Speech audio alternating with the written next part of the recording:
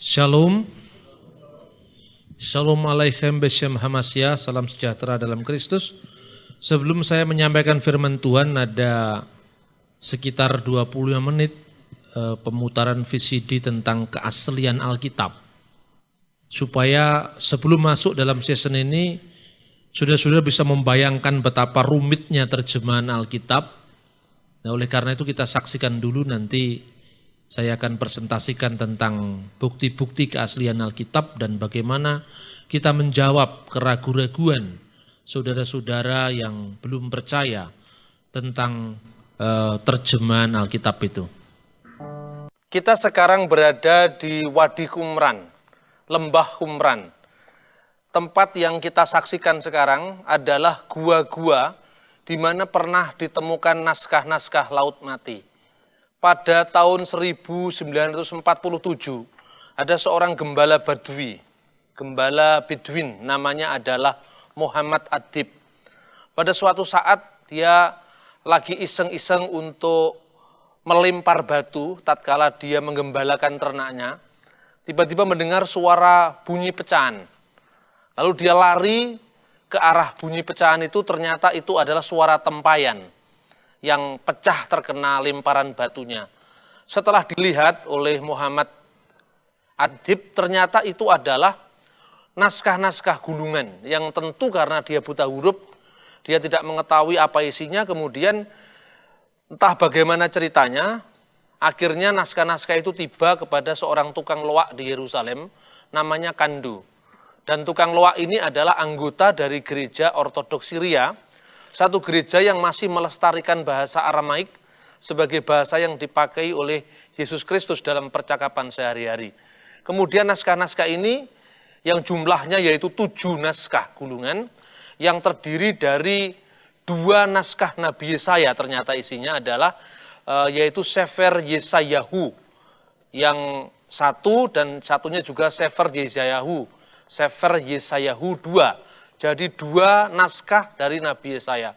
Kemudian juga ada naskah yang berjudul Kitab Abahata dalam bahasa Aram, yang seringkali dalam kajian-kajian akademis disebut dengan Kitab Apokrifa Kejadian atau Kitab Apokrifon Kejadian. Lalu ada satu naskah lagi yang judulnya Milkamah Bene Ur we Bene Hosek. Naskah peperangan antara anak-anak terang dan anak-anak gelap. Ini bukan Alkitab, tapi ini dokumen dari sekte SNI, dari sekte Laut Mati. Lalu ada juga disiplin persekutuan, Serek Hayakat, disiplin persekutuan yang intinya bagaimana disiplin orang-orang SNI waktu itu untuk kehidupan sehari-hari mereka. Juga ada naskah yang berjudul Peser Habakuk. Peser Habakuk artinya tafsiran-tafsiran kitab Nabi Habakuk. Kemudian yang terakhir adalah Hudayot, Mazmur-Mazmur pujian. Tadi kita lihat bagaimana Mazmur pujian itu ditempelkan di tembok-tembok sebelum kita masuk dalam areal naskah-naskah Qumran ini. Nah, saudara-saudara, 7 naskah itu kemudian sebagian dijual dan di tangan seorang uskup gereja Ortodoks Syria namanya Mar Yesue Samuel, dan sebagian sudah dilarikan ke Amerika. Sampai kemudian Mar Yesue Samuel menghubungi seorang ahli bahasa Ibrani, sekaligus seorang teolog orang Yahudi, agama Yahudi, namanya Profesor Eliezer Sukenik yang terkenal itu. Kemudian barulah diadakan pemeriksaan secara radiokarbon yang dikenal dengan C14. Setelah dilihat ternyata naskah itu berasal dari tahun 200 sebelum Masehi. Bahkan ada yang lebih tua lagi, yaitu tahun 300 sebelum Masehi.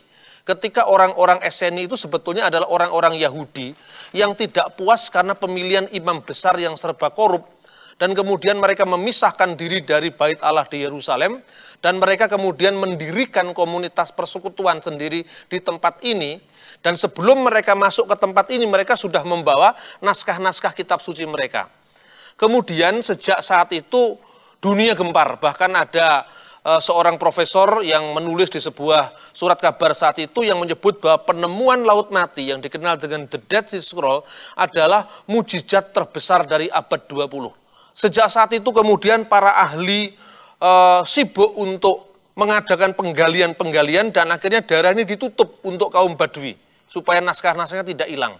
Mulai penggalian itu dimulai lagi tahun 1952. Kemudian sampai tahun 1960.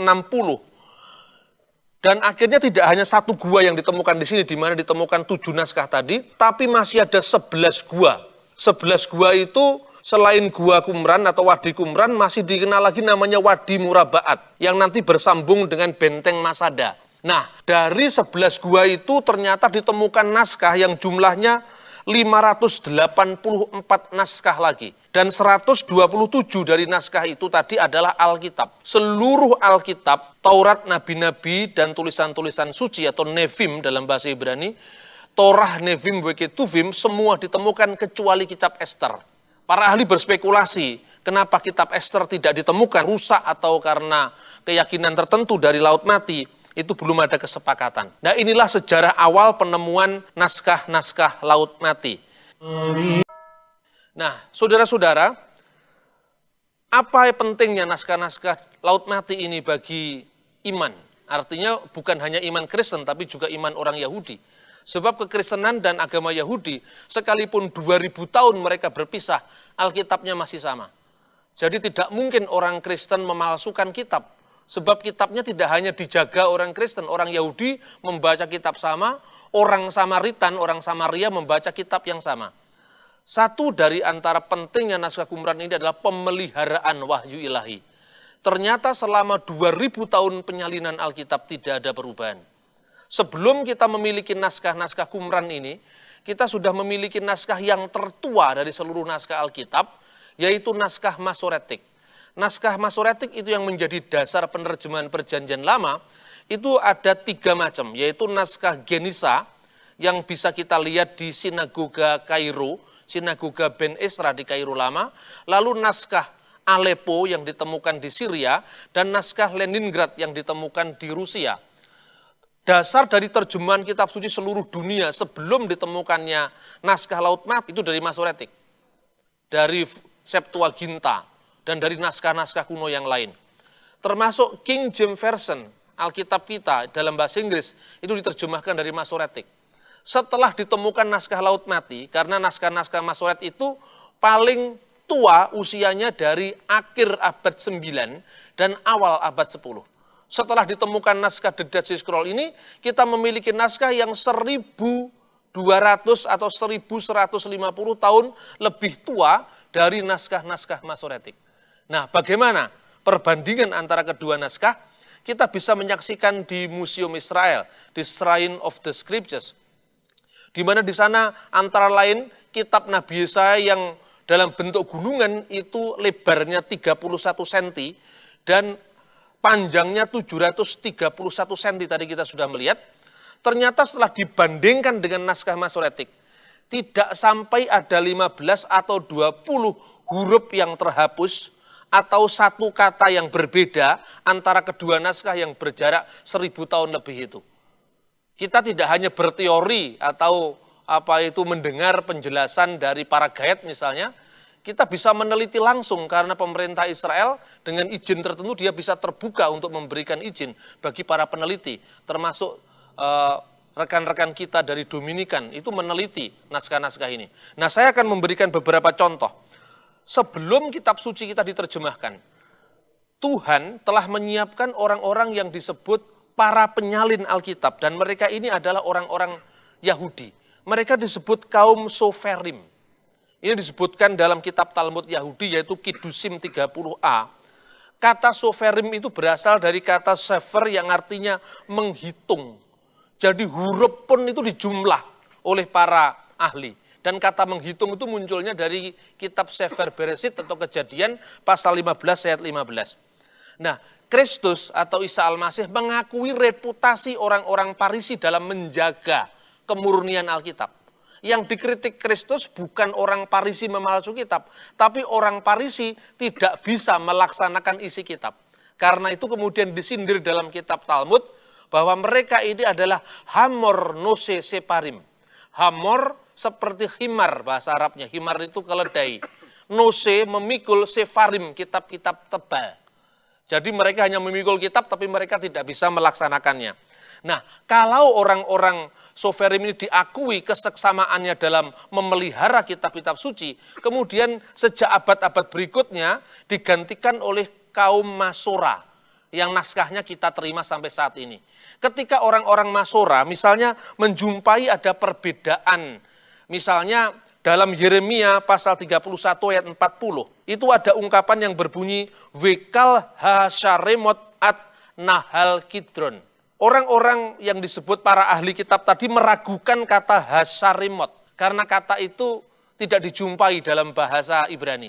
Misalnya kita membaca teks dalam bahasa Indonesia bunyinya proklamasi, tidak ada kata proklamasi, yang ada proklamasi. Sekalipun demikian, secara logika masuk akal kalau itu salah tulis, dia tidak berani mengubah satu huruf pun. Lalu tetap dituliskan misalnya Hasharimot, tapi di bawah kata yang meragukan itu dia tulisi dengan kata-kata K, yaitu ketif.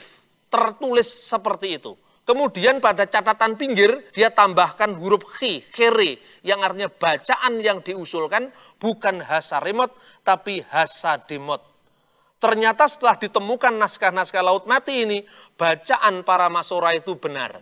Mengapa? Karena dalam tulisan tangan huruf Ibrani, huruf R dengan huruf D itu bedanya satunya agak mematah gini, kalau R begini. Jadi itu aja bedanya. Nah, artinya apa teks itu di dalam Yeremia? Artinya dan segenap tanah datar di tepi sungai Kidron. Lalu mungkin kita bingung kalau kita membaca King James Version, kita membaca misalnya bunyinya maka berserulah ia seekor singa. Di dalam King James diterjemahkan lion, seekor singa Tuhan. Bahwasanya aku berdiri pada bangun-bangun. Ini juga terjemahan lama. Bagaimana singa Tuhan berseru? Para Masora pun juga tidak berani mengubah. Ternyata ada pembacaan yang berbeda setelah ditemukan naskah Qumran yang menjadi dasar penerjemahan NIV, New International Version, kemudian terjemahan baru Indonesia. Ternyata bacaannya yang kabur tadi berbunyi bukan aryah, artinya singa, tapi haroeh, yang artinya orang yang melihat. Sehingga kita mendapatkan terjemahan baru, maka berserulah orang yang melihat. Jadi setelah diteliti antara dua naskah itu, tidak ada perbedaan prinsipil antara kedua naskah, meskipun jarak penyalinannya 1000 tahun lebih dan 2000 tahun lebih dari zaman kita. Kita akan membaca firman Tuhan dari Injil Lukas pasal 1 ayat 26 sampai dengan ayat 38. Kita akan membacanya secara berbalasan. Saya membaca 26, saudara 27 seterusnya sampai 38. Pemberitahuan tentang kelahiran Yesus. Dalam bulan yang ke-6, Allah menyuruh malaikat Gabriel pergi ke sebuah kota di Galilea bernama Nazaret. Ayat 27.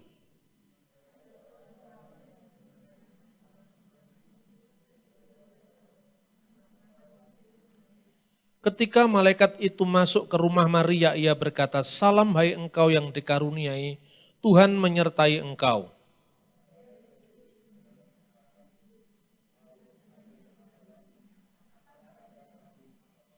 Kata malaikat itu kepadanya, "Jangan takut hai Maria, sebab engkau beroleh kasih karunia di hadapan Allah.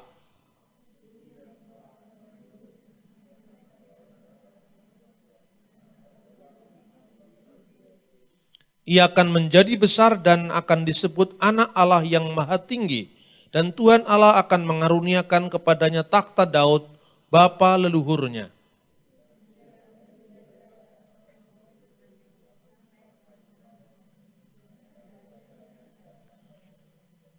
Kata Maria kepada malaikat itu, "Bagaimana hal itu mungkin terjadi karena aku belum bersuami?"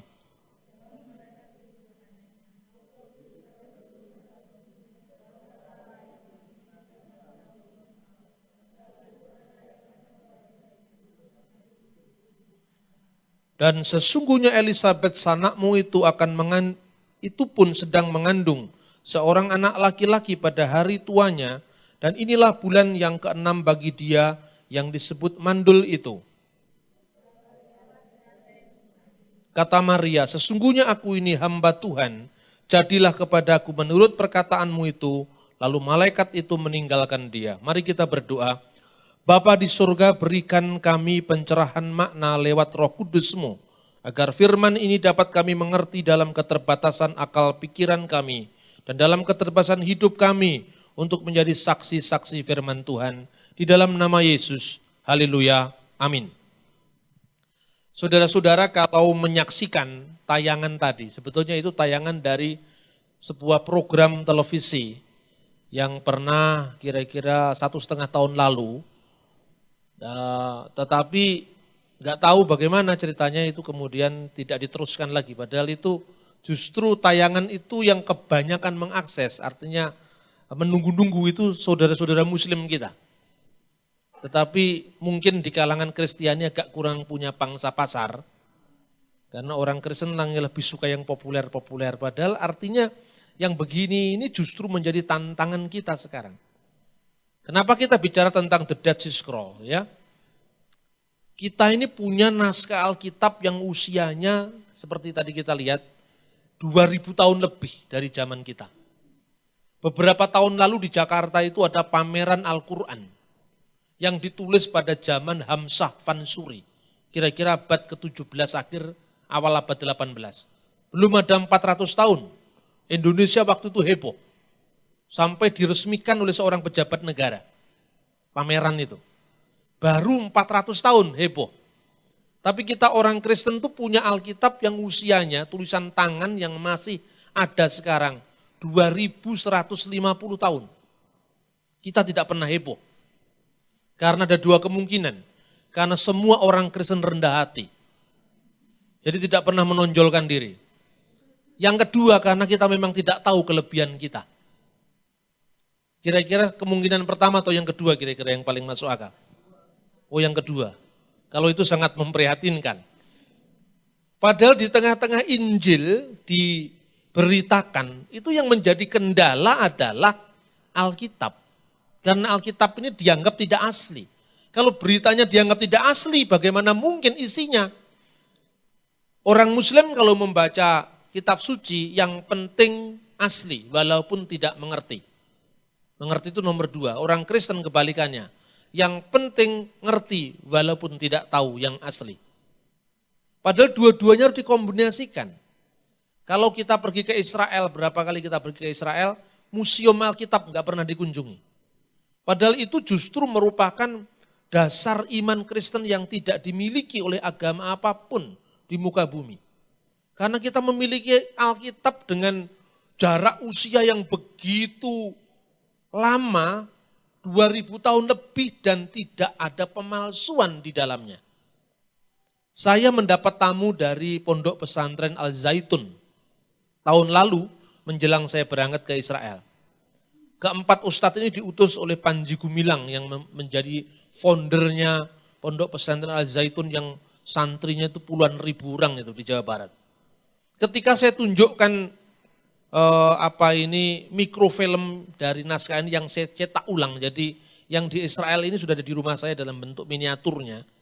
Dia tanya kepada saya, ini kitab apa Pak? Saya bilang ini Alkitab. Ini aslinya di mana? Di Israel. Usianya dari tahun berapa? Tahun 150 sebelum Masehi. Pertanyaan apa yang dia pertanyakan pertama-tama? Apakah Alkitabnya orang Yahudi ini sama dengan Alkitabnya Kristen? Ya saya jawab sama. Lalu saya tunjukkan ini buktinya, ini kitabnya Yahudi, ini kitabnya Kristen. Orang Yahudi, orang Kristen itu berpisah 2000 tahun.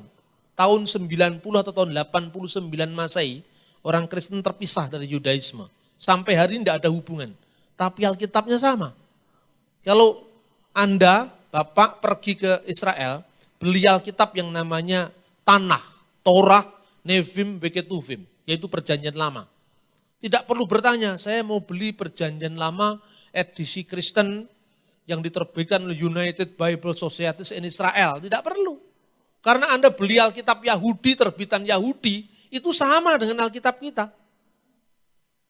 Anda pergi misalnya ada Samaritan Torah, itu jarang-jarang ada, tapi ada Samaritan Torah, itu Tauratnya orang Samaria.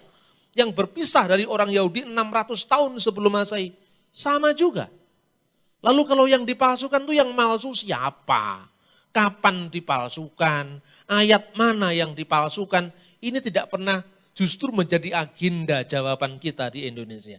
Karena itu mari saya tadi pagi mengatakan ini sambungannya. Konstantin itu bertobat karena penglihatan. Kaisar Konstantin 313 Masehi, dulunya pagan menjadi kaisar Kristen. Bertobat karena melihat penglihatan salib. Dengan tanda ini kamu akan menang. Konstantin perang melawan Persia. Dan dia benar-benar menang. Konstantin menjadi Kristen, 313 agama Kristen diakui sebagai salah satu agama di Kekaisaran Romawi berdasarkan Edik Milan. Itu imannya Konstantin karena karena pernyataan langsung, karena tanda, karena mujizat. Tapi siapakah yang tidak tahu akhir hidup Konstantin? Konstantin dibaptis oleh seorang bidat, Eusebius dari Nikomadea, pengikut Arianisme yang menyangkal keilahian Yesus. Konstantin orang baik, tetapi pengajarannya tidak kuat. Konstantin mendapatkan penampakan langsung, tetapi pengajarannya tidak kuat. Saya takut gereja menekankan tanda-tanda, menekankan mujizat-mujizat, itu baik, tetapi bukan satu-satunya. Itu hanya salah satu apa yang harus dilakukan gereja, yaitu pengajaran yang sehat dan bukti penyertaan Tuhan yang kuat berupa mujizat dan tanda-tanda ajaib. Kalau dua ini digabungkan, maka gereja akan menjadi gereja yang kuat. Kalau gereja hanya mengandalkan pengajaran, dia hanya menjadi intellectual exercise. Orangnya pinter-pinter, tetapi imannya lemah. Tetapi kalau gereja hanya menekankan tanda-tanda, kalau yang pertama jadi filsafat, yang kedua jadi klenik pedukunan.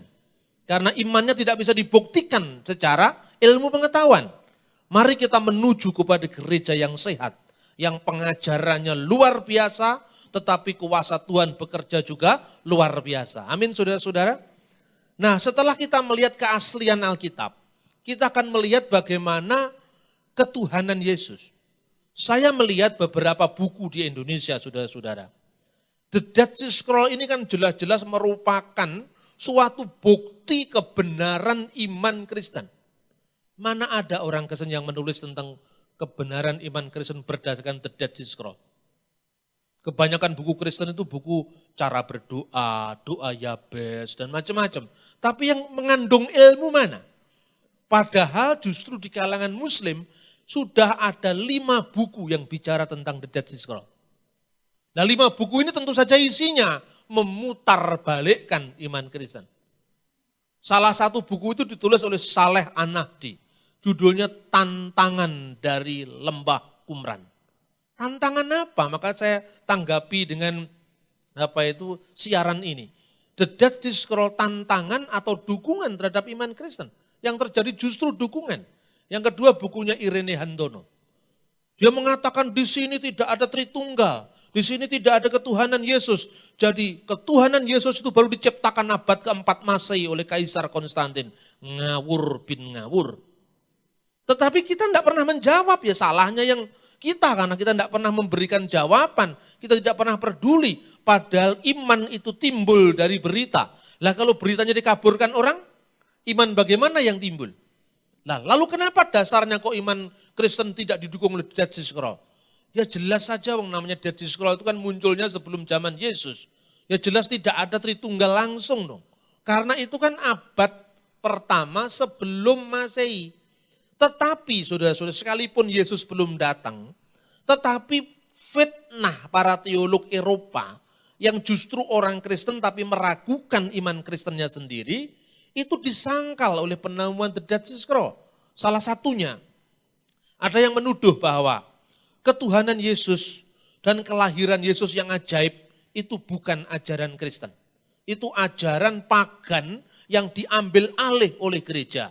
Misalnya, Yesus lahir 25 Desember, disamakan dengan kelahiran Mitra, kelahiran Adonis, kelahiran Dewa Horus. Yesus lahir dari seorang perawan, disamakan dengan Mitra lahir dari seorang perawan. Kemudian banyak sekali tuduhan-tuduhan.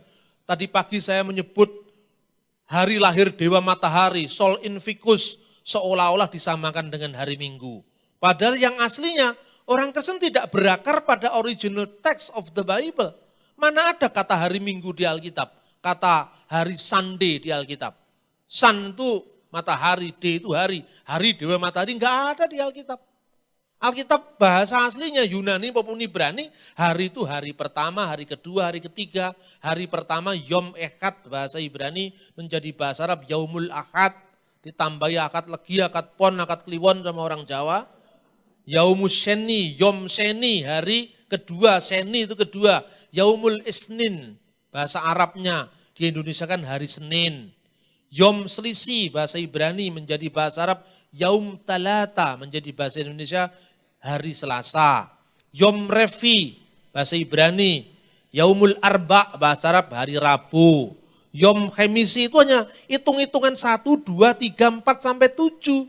Kalau kemudian ada gereja barat yang tidak mau hari mingguan, karena itu hari Dewa Matahari. Loh itu kan Alkitab bahasa Inggris, itu kan Alkitab bahasa Jerman, itu kan Alkitab bahasa Belanda, Sondag, Mondag, dan seterusnya. Tapi Alkitab tidak ditulis dalam bahasa barat. Itu sebabnya maka kadang-kadang para pendeta kita tidak juga mengacu pada teks asli. Coba lihat khotbah-khotbah di televisi. Begitu bangganya seolah-olah kalau nggak stylenya Eropa, Europe style atau American style, menurut NIV. Nah seolah-olah, kalau menurut King James Version. Padahal Alkitab nggak ditulis zamannya Raja James. Alkitab itu ditulis lebih tua lagi. Dan kalau Anda mendengar kata itu di televisi, saudara Muslim kita mengatakan, loh lah iya toh, Alkitabnya selalu bahasa Inggris, Belanda, Perancis. Memang tidak ada aslinya. Kalau kita umat Islam sejak dulu ya asli. Kan gitu kan? Justru ketika kita menyebut misalnya satu ayat bahasa asli, itu akan heboh. Pernah ada dialog saudara Muslim di Jakarta dengan Kristen. Dari pihak Kristen itu yang bicara adalah Pak Dr. Yosias Lengkong.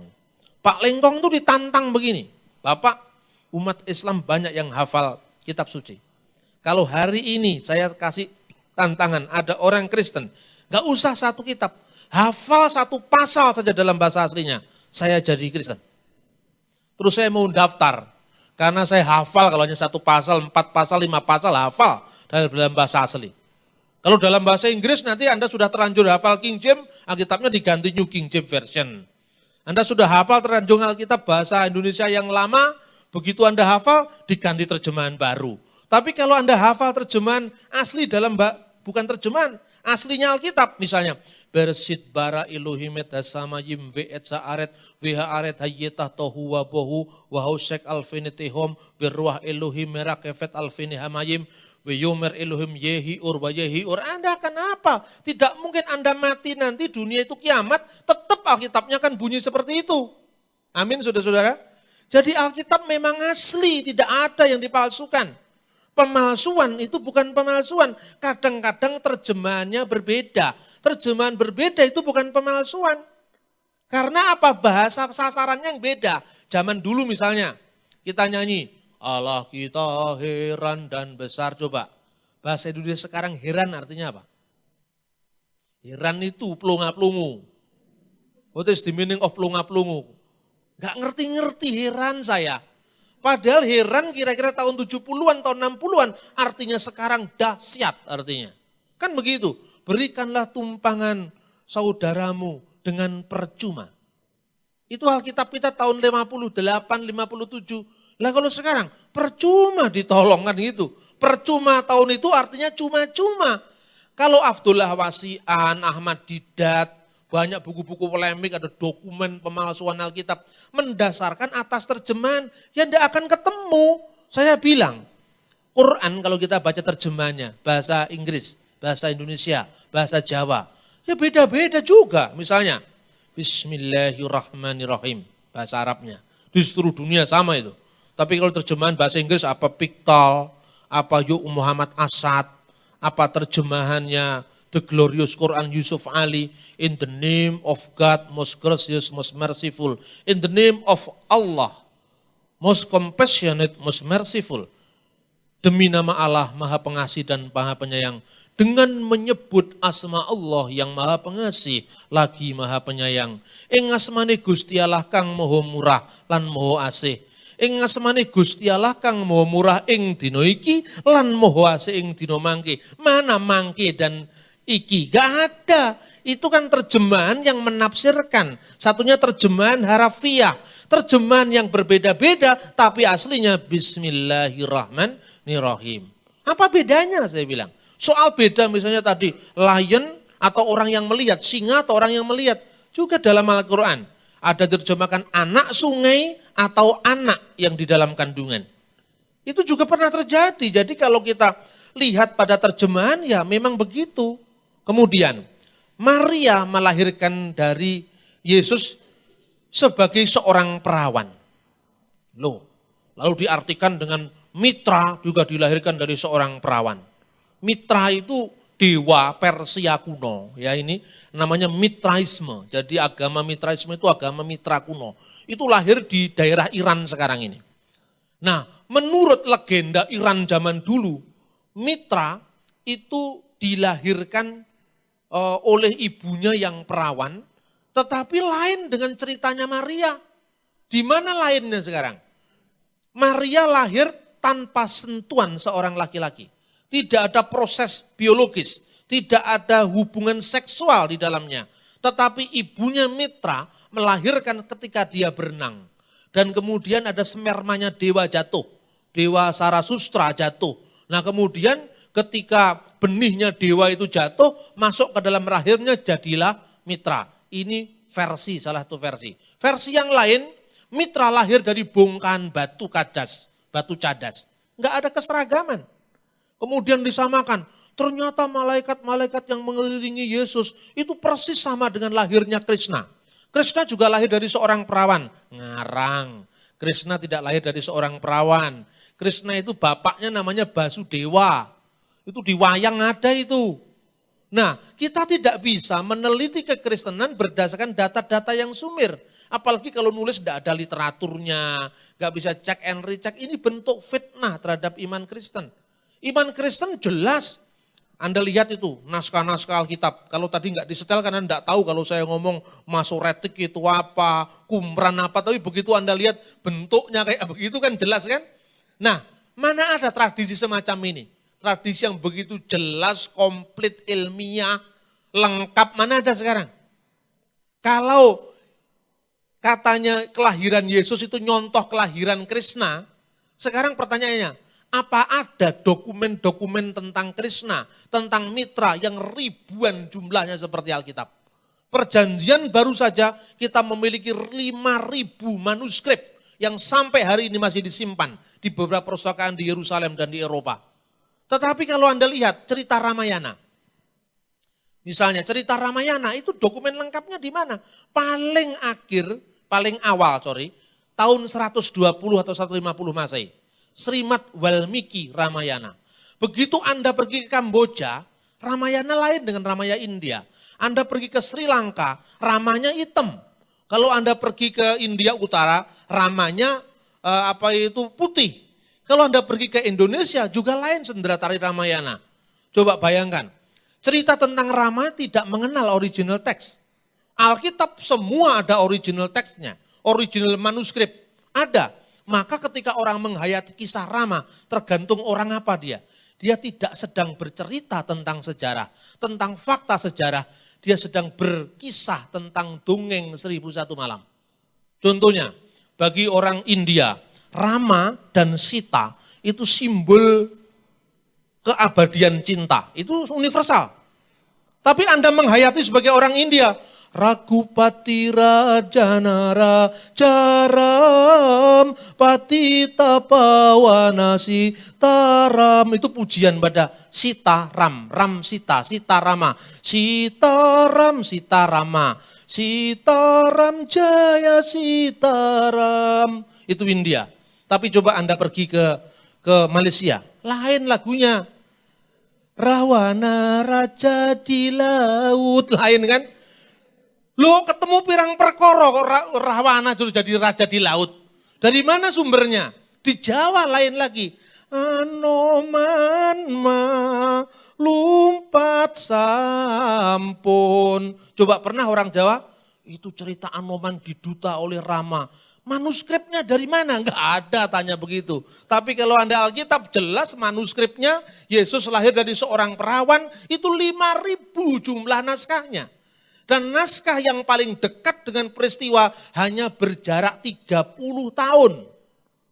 Coba Anda pernah mengecek cerita Rama, cerita Krishna, dari tahun berapa? Enggak ada. Karena mereka tidak sedang berbicara sejarah, mereka berbicara tentang cerita. Sama dengan orang Jawa. Dongenge Kancil Nyolong Timun. Pernah ada? Itu manuskrip Qumran apa manuskrip apa? Enggak ada. Pokoknya ya dongeng. Dongeng itu hanya tidak fakta, bukan merupakan fakta sejarah. Jadi itu yang pertama. Yang kedua, ada yang mengartikan 25 Desember itu kelahiran Dewa Matahari. Satu pihak betul. Tetapi gara-gara itu sekarang ada orang Kristen yang kurang baca, tidak ngerti sejarah gereja-gereja kuno, langsung mengambil putusan tidak merayakan Natal. Karena Natal itu adalah son invicus, kelahiran Dewa Matahari. Ada banyak sekarang gereja-gereja di Indonesia. Saya pernah diwawancarai majalah, marah saya. Saya marahnya itu karena apa, kok gak pinter-pinter orang Kristen di Indonesia ini. Gampang kagetan, gampang gununan, gampang goblok. Makanya saya kenalkan 3 kali, ojo kagetan. Jangan gampang kaget, cek and recheck dulu. Ojo gumunan, jangan gampang heran. Belajar dan belajar dulu. Dan terakhir, ojo bodoh. Bodoh itu dosa. Karena apa? Tuhan mengajak kita pintar, ngerti firman dengan baik. Jangan cerita ngoyoworo, cerita-cerita yang tidak jelas. Dicek and recheck sumbernya. Nah, saudara-saudara yang terkasih dalam Tuhan, Natal tidak pertama kali ditetapkan 25 Desember. Saya harus katakan, justru Natal ditetapkan pertama kali di Mesir, tahun 180 Masehi. Dokumen tentang Natal pertama kali, itu disebut Coptic Didaskalia Apostolorum. Di sana disebutkan, rayakanlah kelahiran juru selamat kita setiap tanggal 29 bulan Mesir Kiyah yang bertepatan dengan 24 bulan Ibrani Tebet. Tidak ada 25 Desember. Jadi orang Mesir tuh pakai penanggalan bintang. Ini baru ini. Mungkin Anda dengar juga dari saya baru ini. Penanggalan bintang. Selama ini kita kenal penanggalan matahari dan penanggalan bulan. Penanggalan bintang. Itu ditetapkan di Mesir sampai hari ini dipakai. Dari penanggalan bintang 29 bulan Kiyah ini sejajar dengan 24 bulan Ibrani Tebet. Ini sudah penanggalan bulan. Kemudian pada abad keempat, Paus mengambil alih penanggalan dari gereja timur ini bertepatan 25 Desember.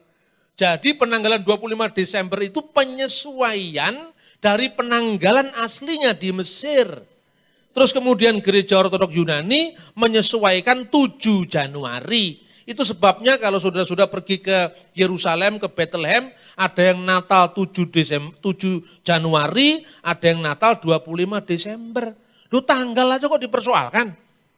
Orang Muslim Muhammadiyah, Idul Fitrinya selalu beda dengan NU. Terus kemudian jadi rame. Kristen mau ikut-ikut rame sekarang. Nggak usah yang begitu itu dipersoalkan. Itu akan merongrong kesatuan gereja. Saya ini dilahirkan tanggal 27 bulan Zulkaizah tahun 1383 Masehi. Tapi ulang tahun saya 31 Maret. Ya kan? Ulang tahun saya tahun Masehi selalu lain dengan ulang tahun Hijrah. Kalau usia saya di tahun Masehi 46, di tahun Hijrah usia saya hampir 50, setengah abad. Karena apa? Kalender bulan lebih singkat dari kalender matahari. Lah gereja itu ada kalender bulan, ada kalender matahari, ada kalender bintang. Kalender mataharinya ada 3. Sistem Julian, sistem Gregorian yang diikuti Katolik Protestan, sistem Julian yang diikuti gereja Ortodok Yunani, sistem Kapadokian yang diikuti gereja Armenia. Yang seperti ini Anda bahas dengan satu aspek, ya kacau. Otak kita ini bocor tetapi tidak efektif. sebaiknya kita menjawab yang belum terjawab, menjangkau yang belum terjangkau. Nah, ternyata saudara-saudara justru ajaran mitra itu telah dikristenkan. Pada kapan? Kira-kira tahun abad ketiga. Karena apa? Sol Invictus itu ditetapkan oleh mitraisme Roma itu kira-kira tahun 270. Sementara Natal orang Kristen itu ditetapkan sudah tahun 185 Masehi. Karena selama ini kita mengenal gereja kan cuma gereja barat. Gereja Katolik atau gereja Protestan. Protestan anaknya Katolik, Pantekosta cucunya Katolik, karismatik, cicitnya Katolik kan gitu kan. Kita tidak mengenal gereja yang lebih tua dari Katolik. Ini pentingnya kita melacak kekristenan timur agar kita tidak gampang diombang-ambingkan oleh angin pengajaran. Kemudian lagi tentang Qumran ini. Setelah Qumran ini ditemukan tadi ada 500 sekian naskah, 160 sekiannya itu adalah Alkitab. Kemudian sampai tahun 92 yang diterjemahkan itu baru 80% dari 500 sekian naskah itu. Kemudian banyak orang-orang barat yang kagetan tadi itu menuduh ini ada konspirasi Vatikan yang tidak mengizinkan naskah-naskah Qumran diterjemahkan dan dibuka secara umum. Karena apa? Salah satu penuduhnya ini justru seorang pendeta. Lah kita orang Kristen saudara-saudara, kalau dihadapkan asal Katolik mesti bersatu. Padahal kalau pendetanya sablengnya anda milih Katolik mau milih Protestan sekarang. Ya milih Katolik dong, mau pendetanya bodoh dan sableng lagi. Namanya siapa pendeta yang sableng ini? Dia John Allegro namanya. John Allegro itu menuduh, ini telah terjadi penyembunyian naskah Qumran. Kemudian pada 1992, karena bukan disembunyikan, karena itu kan dibuat rebutan hak ciptanya antara Israel dengan Fransiskan. Kalau semua dikasih penelitinya pastor Katolik, kan Israel nggak dapat apa-apa. Nah begitu semua sudah diambil alih oleh pemerintah Israel, tahun 1965 mulai pertama didirikan museum, yang sekarang kita lihat Shrine of the Book di Yerusalem itu, baru penelitian dilepas tapi hak ciptanya Israel. Kan gitu kan? Nah tahun 92 dibuka yang 20% belum terbuka tadi. Setelah dibuka apa yang terjadi saudara-saudara? Yang terjadi, salah satu naskahnya itu, naskah dari Gua 4, mengatakan Sang Mesias yang akan datang itu dilahirkan oleh Allah. Im Yolid El Et Hamasiah. Ketika Allah melahirkan Mesiasnya, ini ada kelahiran Sang Putra dari Bapa, bukan lahir fisik. Artinya kelahiran firman Allah yang keluar dari Allah. Naskah dari Gua keempat bunyinya persis sama dengan Lukas ini. Sesungguhnya engkau akan mengandung dan akan melahirkan seorang anak laki-laki dan engkau akan menamakan dia Yesus dan seterusnya.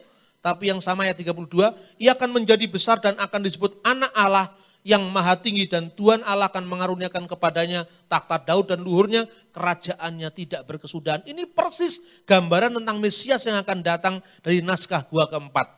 Yetamar Bar El Elyon, dia akan disebut anak Allah yang maha tinggi.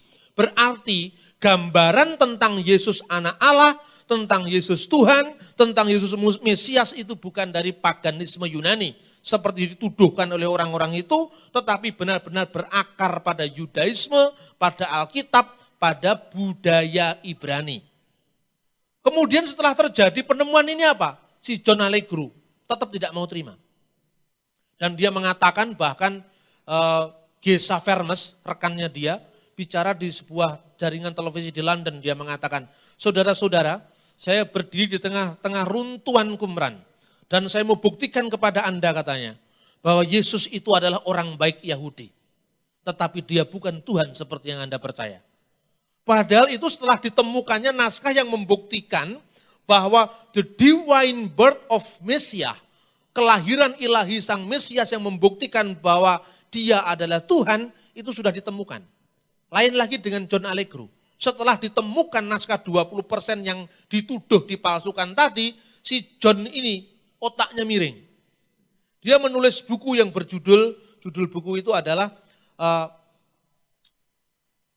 orang-orang Kristen itu seperti mabuk sejenis minuman keras, sejenis drug narkoba yang terbuat dari jamur. Makanya dia nulis The Holy Cross and the Sacred Mushroom. Gila nggak itu kira? Jadi orang itu kalau sudah pintar tapi tidak mendasarkan firman Tuhan, ya akibatnya mencelek otaknya, kurang 10 on itu.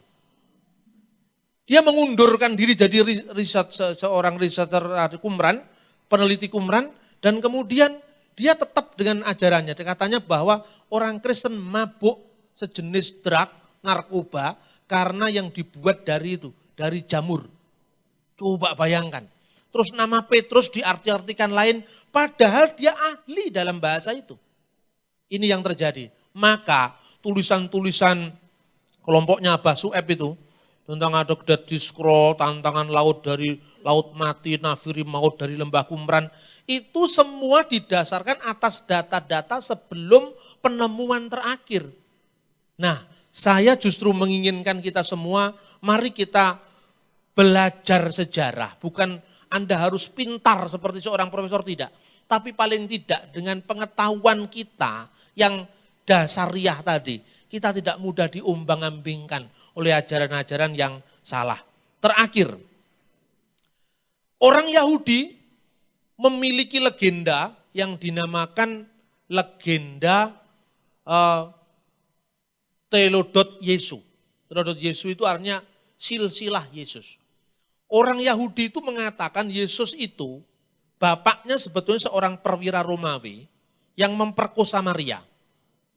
Dan itu ada dalam naskah orang Yahudi yang namanya Talmud, khusus traktat yang namanya Toldot Yesua, artinya silsilah Yesus.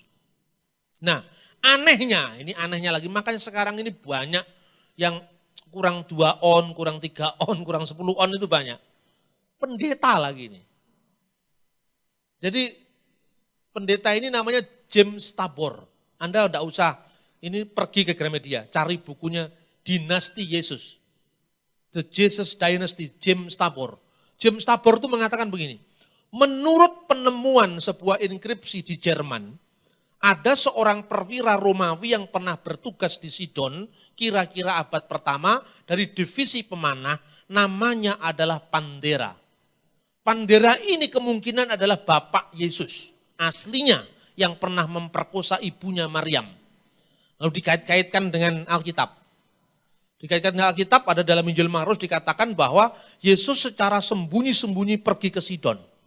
Sang pendeta lalu mengatakan, kenapa sembunyi-sembunyi ke Sidon?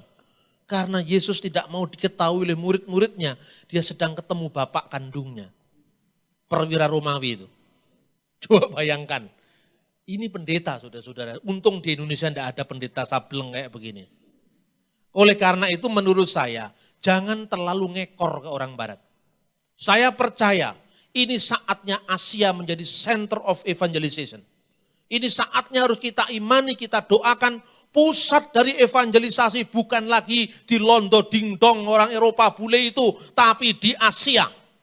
Kalau jumlah populasi Cina yang terbesar, kalau Cina diinjili, kita akan melihat Asia akan menjadi pusat dari evangelisasi. Dan senternya nanti adalah Indonesia.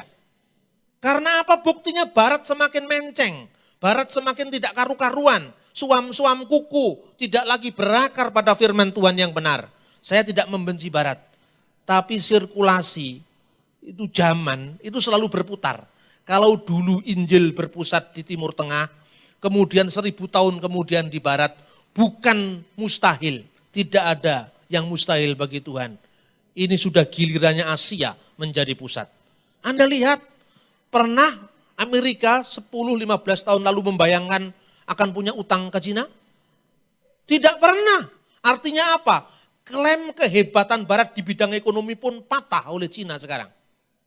Anda bisa membayangkan bahwa Korea akan menjadi salah satu pusat dari ekonomi sebelum Cina dan pusatnya kebangkitan Kristen tidak terbayangkan tahun 80-an. Kita juga tidak bisa membayangkannya akan datang. Tetapi Roh Kudus sedang berkarya. Amin saudara-saudara. Nah bagaimana kita menjawab Parthenos tadi?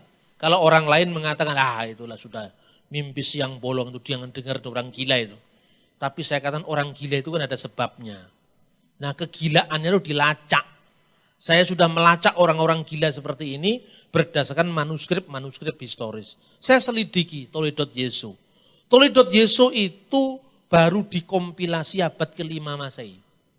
Jadi ketika endapan kebencian terhadap orang Kristen itu memuncak, satu kedua.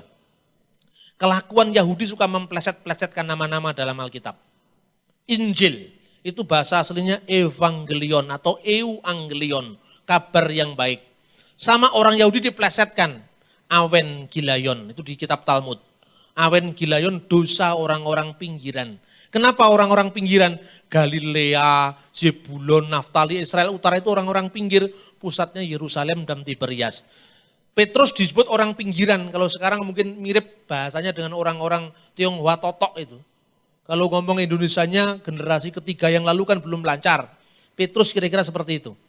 Tapi yang dia pakai Tuhan yang orang seperti itu. Orang yang tinggal di Galilea, itu kelihatan kok. Gaya bahasanya kelihatan. Makanya ketika dia mau menipu hamba imam besar, bukankah engkau salah seorang dari muridnya? Dia tidak mengaku, dia menyangkal. Tapi hamba imam besar mengatakan apa?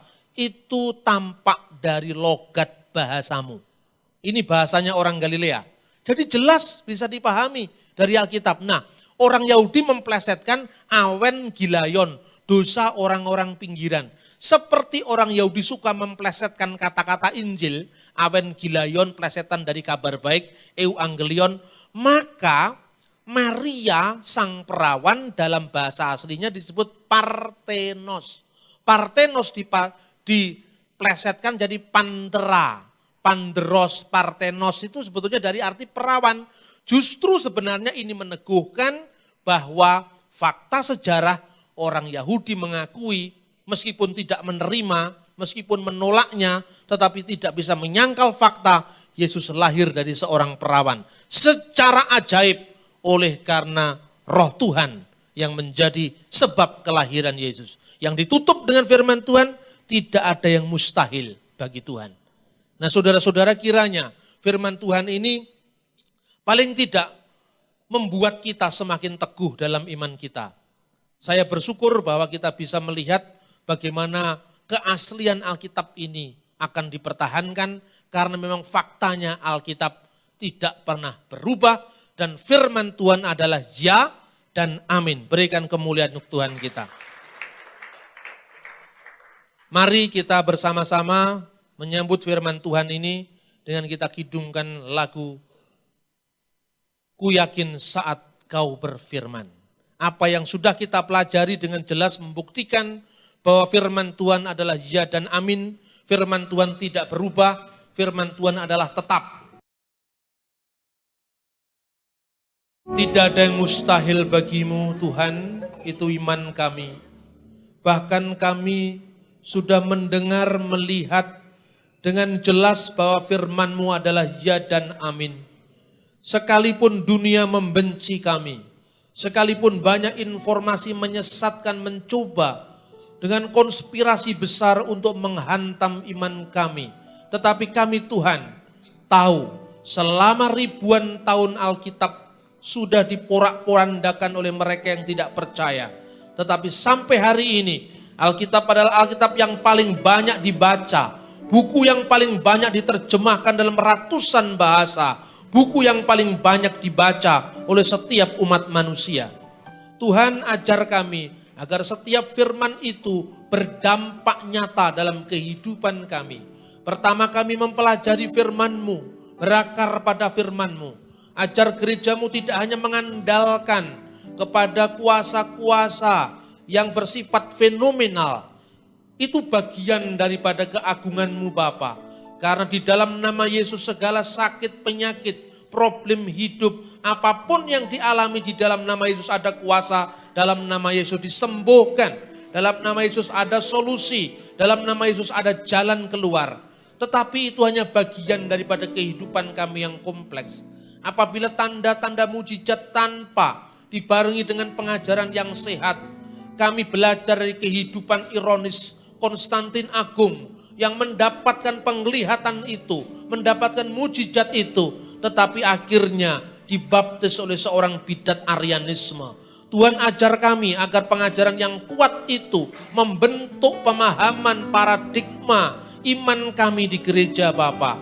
Terima kasih Tuhan, kami percaya tidak ada satupun yang mustahil bagimu. Karena itu Engkau akan mengadakan pembaruan-pembaruan bagi gerejamu, khususnya dalam menghadapi tantangan yang semakin kompleks. Kami percaya bukan tanpa kebetulan, Engkau telah memelihara naskah-naskah laut mati. Engkau telah memelihara perkamen-perkamen Alkitab. Engkau telah memelihara papirus-papirus perjanjian baru yang jaraknya 30 tahun dari para rasul, membuktikan bahwa iman kami benar, bisa dibuktikan, bisa diuji oleh sejarah. Terima kasih Tuhan.